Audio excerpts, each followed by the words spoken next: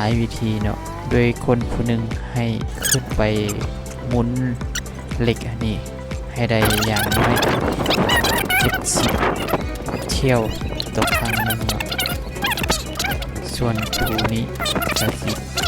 เขามาสัมภาษณ์แต่ละคนกันว่าเขาสิได้เท่าใดเนาะ บ้านเดือกบ้านยอวัง และมีสเตอร์จูงของเฮาได้56 40 เสียงค่อนข้างที่อ่อนขนาด 14 ผู้นี้ได้หลายกว่าหมู่64ส่วนหัวหน้าของเฮา น้ำจิ้ม 57หมอนี้ได้เท่าใด น้ำตาม 58